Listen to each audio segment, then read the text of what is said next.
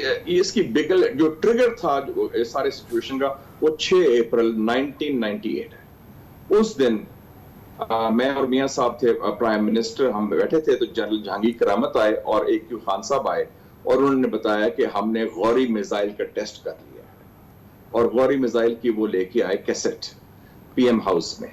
और इसलिए इंपॉर्टेंट था कि गौरी मिसाइल के टेस्ट से मालूम हो गया कि पाकिस्तान के पास 1500 किलोमीटर का एक मिसाइल बन गया है जो न्यूक्लियर वॉरहेड कैरी कर सकता है। और बल्कि ये भी डिस्कशन हुई कि क्या इसको पब्लिसाइज करें।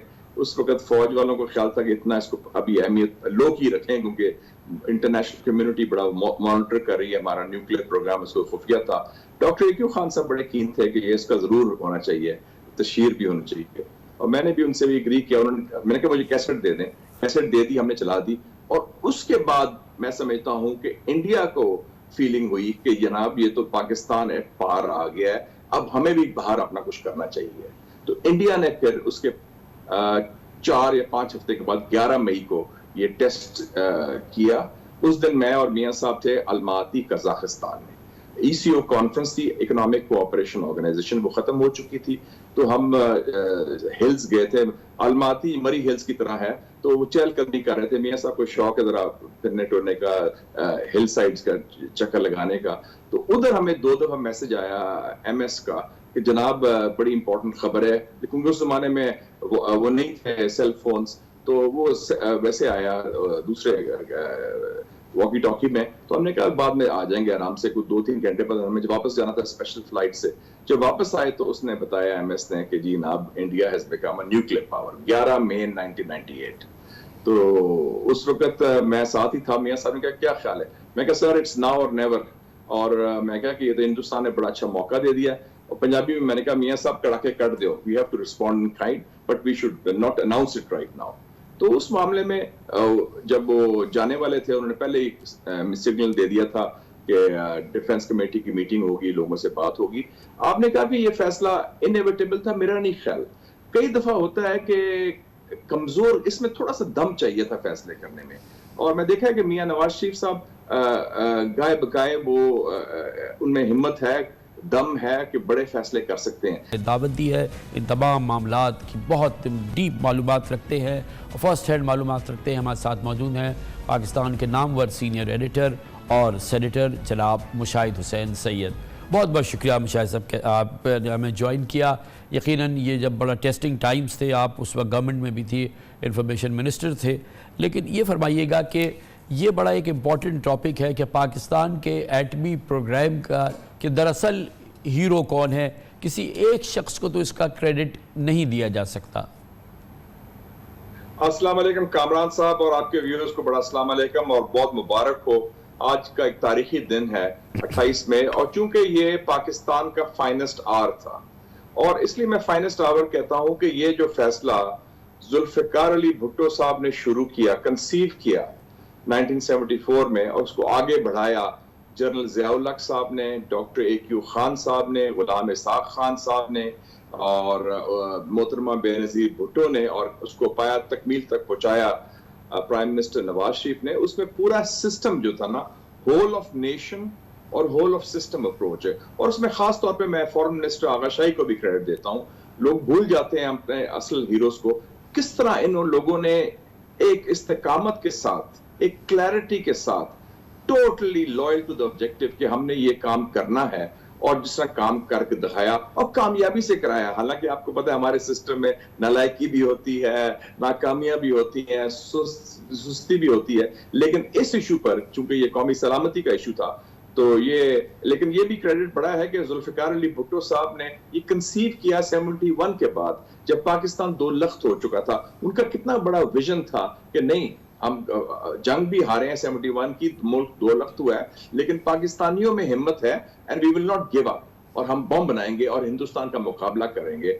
और वो उनका जो ख्वाब था वो 24 साल के बाद, 25 साल के बाद पूरा हो गया। हालांकि उस दौरान मार्शल लॉ भी लगे, फांसियां भी हुई, लोग अंदर भी गए, गवर्नमेंट्स भी चेंज हुई, आर्मी चीफ्स भी चेंज हुए, लेकिन इस इशू पर कोई कॉम्प्रोमाइज नहीं हुआ। तो ये मैं समझता हूं उसमें गुलाम इसहाक खान जो 18 साल रहे 75 से 1993 तक, वो इंचार्ज थे न्यूक्लियर प्रोग्राम में। उनकी बहुत बड़ी कंट्रीब्यूशन है। मैंने तो उनको पार्लियामेंट में भी ट्रिब्यूट पेश किया है, क्योंकि वो चूंकि उनकी सियासी को इतना सपोर्ट नहीं था तो लोग जिक्र नहीं करते उनका, लेकिन हमें जिक्र करना चाहिए क्योंकि हम भूल जाते हैं अपने कौमी हीरोज को।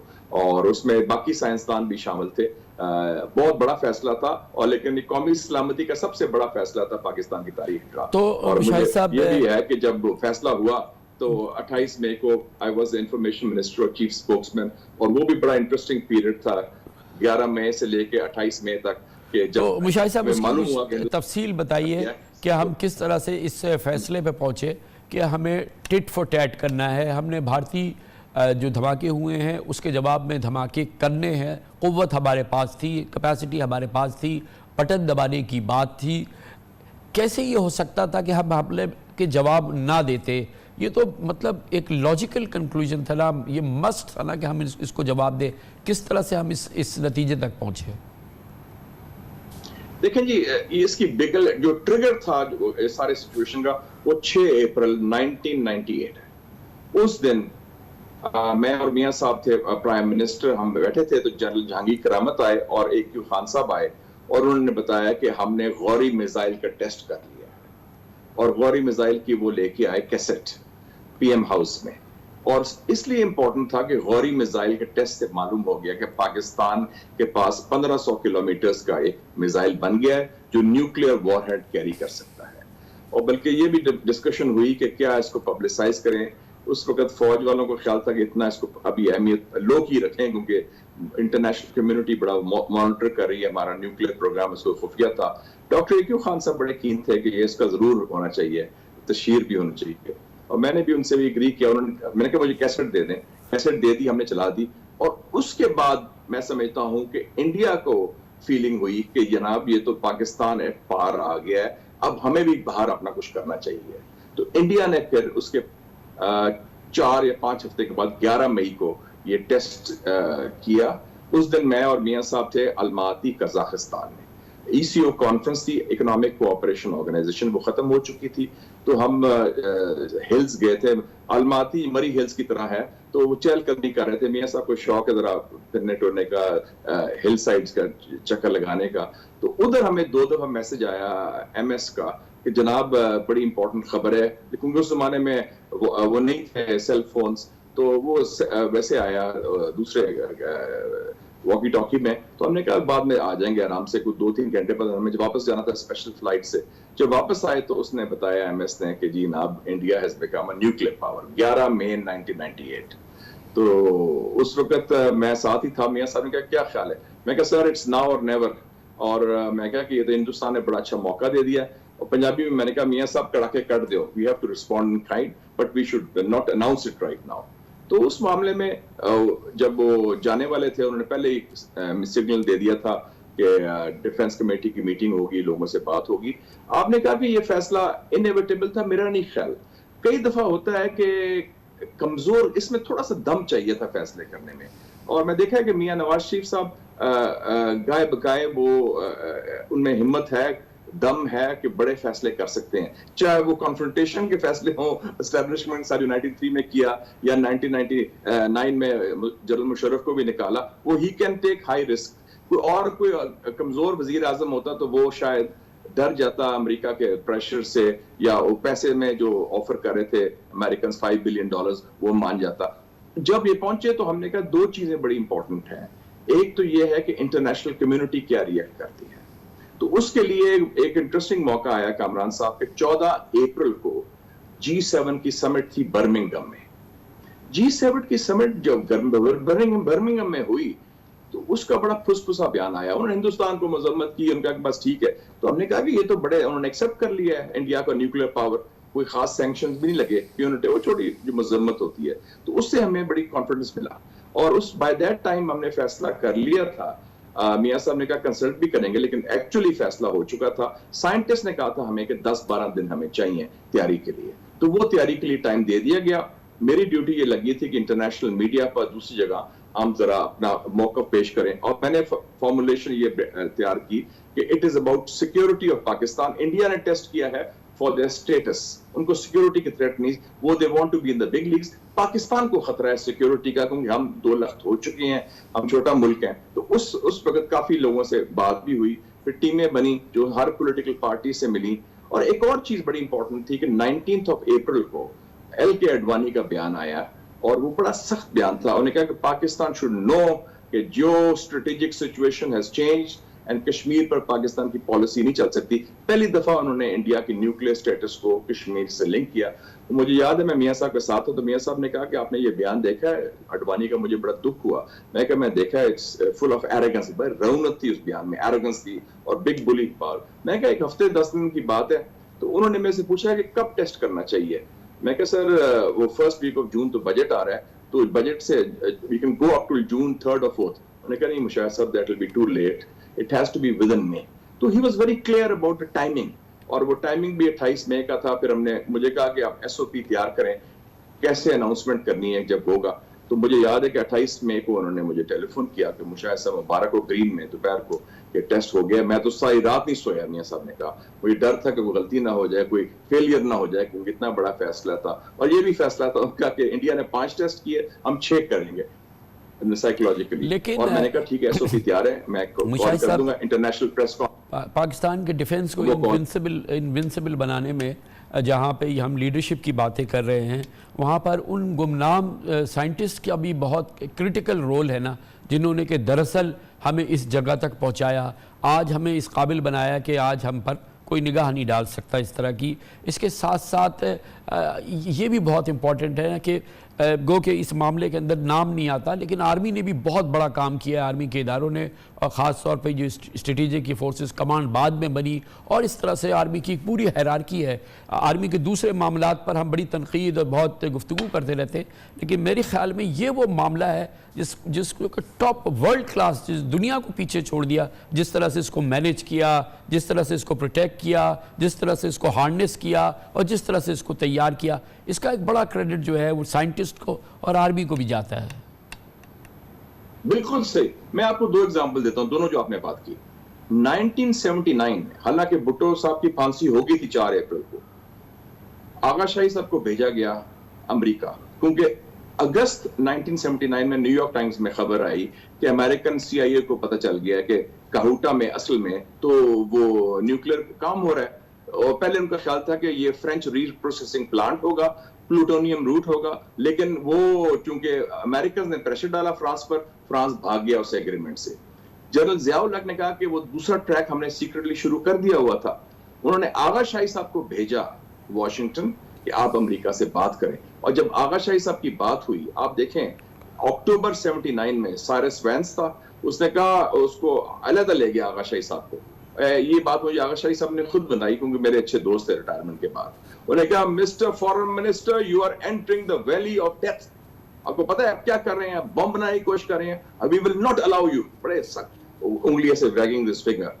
उसने आगा शाही साहब की वो पाइप स्मोक करते थे, बड़ी मुस्कुराहट थी, बेंगलोर से ताल्लुक था, बड़ी धीमी आवाज में मुस्कुरा के बात करते, no mister foreign minister, we are poor developing country, कैसी कोई बात नहीं। उसी टाइम जनरल ज़िया ने उसको ऑर्डर दिया डॉक्टर अशफाक अहमद साहब को, जो बाद में चेयरमैन बने एटॉमिक एनर्जी कमीशन के, आप जाएं, देखें, साइट सेलेक्ट करें कि जब हमने न्यूक्लियर धमाका करना है हम कहां करेंगे। और पहली दफा वो जो डॉक्टर अशफाक साहब गए, वो उन्होंने सिलेक्ट किया।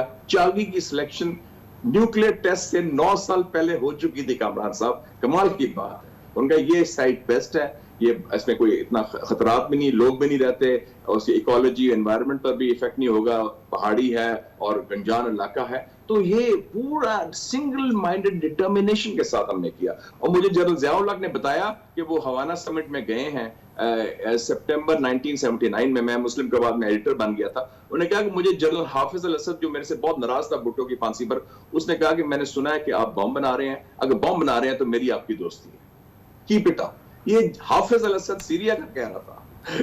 आप देखें कि कितनी प्राइड थी। एक मुल्क है जिसमें हिम्मत है, जान है। तो ये इसमें बड़ा ये हमारे जो साइंटिस्ट है, समर मुबारकबाद, और बड़े साइंटिस्ट थे, पूरी एक टीम थी जिन्होंने, फिर जो नेटवर्क आपने जिक्र भी अभी किया, कितना बड़ा नेटवर्क जिसमें सरकारी लोग भी थे। और इसमें देखें, इसकी सिक्योरिटी के लिए ISI या IB नहीं थी, उन्होंने अपनी सिक्योरिटी की। एक उनका ट्रस्टेड ऑफिसर था जनरल जिया साहब का, उनका नाम था लेफ्टिनेंट जनरल अली जामिन नकवी, वो इंचार्ज था सिक्योरिटी का, और वो अलग सिक्योरिटी उसकी सिस्टम बना हुआ था, उसमें कोई PC-1 नहीं था, कोई ब्यूरोक्रेसी नहीं था।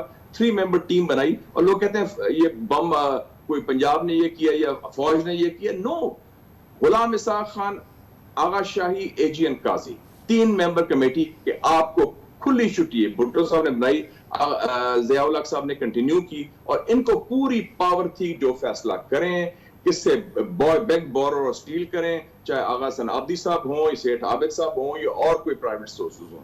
तो इट्स अ रिमार्केबल अचीवमेंट, इतना प्रेशर, इतना दबाव, और वो बर्दाश्त भी किया और फेस किया, और उसको आगे लेके चला, कामयाबी से किया। अहमियत की बात मैं समझता हूं कि पाकिस्तान की किसी और फील्ड में एक्सीलेंस को दुनिया ना माने, और है भी नहीं शायद, लेकिन इस इदारे को, इस प्रोग्राम को, इसकी तमाम चीज़ों पे दुनिया का कॉन्फिडेंस, और दुनिया हमेशा इस पे गो कि इसकी वीकनेसेस को ढूंढते रहते हैं, इसके अंदर प्रॉब्लम्स को ढूंढते रहे हैं, लेकिन उसके बावजूद इसको AAA रेटिंग्स रही है पाकिस्तान के एटॉमिक प्रोग्राम की। इस लिहाज से ये बड़ी ज़बरदस्त, और अल्हम्दुलिल्लाह इसकी सिक्योरिटी के हवाले से, इसकी इंटेलिजेंस के हवाले से बहुत ही ज़बरदस्त हमने ये काम करके दिखाया है।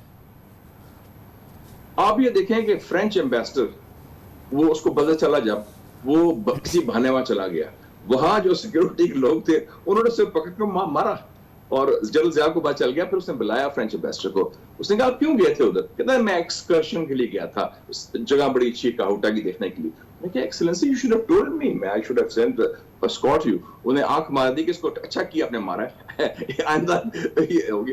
फिर CIA ने, ये भी हुआ, डॉक्टर AQ खान साहब ने मुझे बताया था, उन्होंने जासूसी के आलात लगाए, वो पत्थरों के अंदर निकले, पत्थर नुमा चीजें थी, उसके अंदर वो आले लगे हुए थे कि मॉनिटर करो, जब उनको पता चला ये चीजों का। वो भी हमने, और 3-4 दफा जो CIA का इंटेलिजेंस नेटवर्क था, और एक आध दफा मोसाद का भी, वो हमने ब्रेक किया, हमारी इंटेलिजेंस ने, हमारी सिक्योरिटी ने। तो मैं समझता हूँ इट्स अ ह्यूज अचीवमेंट, ये हमें, we should be proud of this achievement, कि पाकिस्तान की फौज, पाकिस्तान के सियासतदान, पाकिस्तान के साइंटिस्ट, और पाकिस्तान के बाकी लोग जो इन्वॉल्व थे, उसमें प्राइवेट सेक्टर भी इन्वॉल्व था, इसको ना भूलें, क्योंकि Agha Hasan Abdi was a very patriotic Pakistani, Seth Abid was a very patriotic Pakistani. इन लोगों को, they are heroes and we should recognise them. और जो फॉरेन ऑफिस के लोग थे, जिस तरह उन्होंने प्रोटेक्ट किया, डिफेंड किया, खास तौर पे जो हॉलैंड में थे या वियना में थे, या जो इंचार्ज थे दुबई में कि ये आलात लाने हैं, उसमें फौजी अफसर भी कई पकड़े गए बेचारे,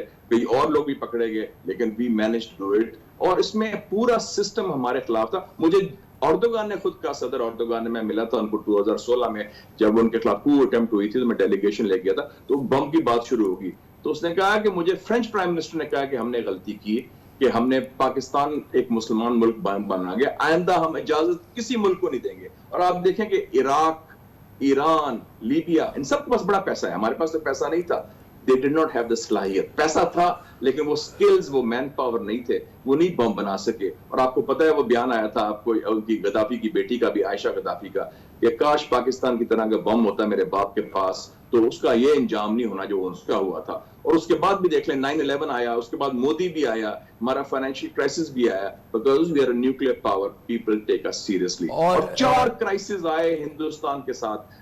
कारगिल 1999, 2002 का पार्लियामेंट अटैक, जब इंडिया ने पूरी फौज हमारे ले आए थे, फिर मुंबई, फिर पुलवामा, लेकिन हिंदुस्तान की जुर्रत नहीं हुई पाकिस्तान को हमला करने की, जंग करने की। उनको पता है कि हमारे पास वही सलाहियत है जो हिंदुस्तान के पास है, वो इक्वलाइजर है।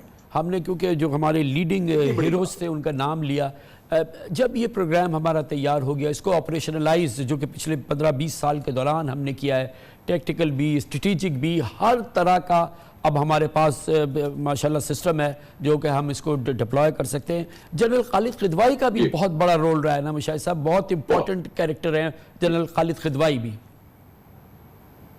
खिदवाई साहब आते हैं जब हमने न्यूक्लियर टेस्ट कर लिया, जी, न्यूक्लियर टेस्ट हमारे हो गए, तो फिर हुआ कि अब हमारा एक इंस्टीट्यूशनल फ्रेमवर्क बनाना है। उस वक्त मियां साहब, ये बड़ी इंपॉर्टेंट बात है कि प्राइम मिनिस्टर नवाज शरीफ साहब ने खुद फैसला किया, उस वक्त जनरल मुशर्रफ आ चुके थे अक्टूबर में 1998 में, तो उन्होंने कहा कि जी आप आर्मी जो है इसकी प्रोटेक्शन के लिए एक सिस्टम बनाए, जो स्ट्रेटेजिक कमांड बना है उसके लिए। तो उसमें फिर उनका मेजर जनरल किदवाई होंगे, और किदवाई साहब ने बहुत महारत के साथ हैंडल किया, और वो दिसंबर 1998 में ही took over as the head of SPD, strategic plan division जो है, और उसको फिर वो एज लेफ्टिनेंट जनरल भी चलाया। अब भी वो मेरे ख्याल एडवाइजर शायद हैं, और बड़े काबिल आदमी है। और ये भी बड़ा क्रेडिट जाता है पाकिस्तान को, इंडिया के किसी पार्लियामेंटेरियन को ब्रीफिंग नहीं मिली न्यूक्लियर प्रोग्राम पर। मैं एज चेयरमैन डिफेंस कमेटी पूरी टीम लेके गया था, जनरल किदवाई ने हमें ब्रीफिंग दी, जिसमें हिज़्ब इख्तिलाफ के लोग भी थे, ऑपोजिशन के लोग भी थे, सब लोग थे, और पूरी ब्रीफिंग दी गई पाकिस्तान की पार्लियामेंट को, हमारी कमेटी को, इन कैमरा ऑफ कोर्स, कि कैसे हमने बम बनाया, क्या क्या सलाहियत है, क्या क्या खर्चा हुआ। तो ये आप देखिए ट्रांसपेरेंसी भी है, हमारे पॉलिटिकल फोर्सेस को भी एतमाद में लिया गया है, जो हिंदुस्तान को कभी आज तक लोकसभा जमहूरियत की बात करते हैं, लोग कहते हैं एस्टेब्लिशमेंट है, ये वो है, फौज ये कर रही है, हमें ब्रीफिंग दी गई, and I was the one who initiated it, और खुल के ब्रीफिंग दी। एसपीडी हम गए, और पूरी टीम, कोई 25-30 पार्लियामेंटेरियंस थे उस वक्त, और सबको ब्रीफिंग। तो मुशाहिद साहब, एक इम्पोर्टेंट क्रिटिकल सवाल कि हम जौहरी कुव्वत बन गए, कामयाब जौहरी कुव्वत बन गए, अल्लाह के फजल करम से हमारा दिफा नाकाबिल तस्खीर हो गया, मगर माशी तौर पर हम तस्खीर हैं, हम पारा पारा हो रहे हैं, हम अपने पाँव पे खड़े होने के काबिल नहीं हैं। ये बहुत ही बड़ी डिस्पैरिटी है।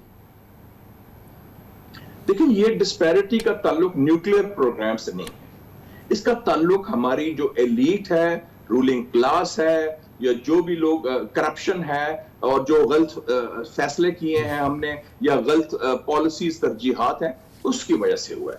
न्यूक्लियर प्रोग्राम पर it was, I would say, सबसे सस्ता बॉम्ब हमने बनाया किसी दुनिया में जो किया है, क्योंकि अपनी सलाहियत से बनाया है, अपनी मेहनत से बनाया है, कोई इंपोर्टेड चीज नहीं है ये, क्योंकि हमारे लोगों ने मेहनत की, और ऐसी खून पसीने की मेहनत की है, चाहे वो साइंटिस्ट हो, दूसरे लोग हो। तो उस हवाले से ये जो इक्तिसादी फेलियर है, ये मजमूई तौर पर मेरे ख्याल में सियासी फेलियर का भी हिस्सा है, क्योंकि हम इतनी सियासी पोलराइजेशन में चक्लिश में हुए हैं, और हमारी जो पॉलिटिकल एलीट है, या रूलिंग एलीट कह लें, वो इतनी सेल्फ सर्विंग होगी कि सिर्फ अपनी जात, अपनी कबीले या अपनी पार्टी से बाला तरफ के नहीं सोचती, अवाम का नहीं सोचती, पाकिस्तान का नहीं सोचती। उसकी वजह से ये इक़्तिसादी बुहरान आए कि हम अभी तक IMF के चुंगल से बाहर निकल ही नहीं सकते। अभी भी सोच रहे हैं कि 30-23 दफा गए हैं, तो 24 दफा जाएंगे, 25 दफा जाएंगे। तो वो हमारा एक कोलेक्टिव फेलियर है of our ruling class, ruling elite and a political class also. तो उसको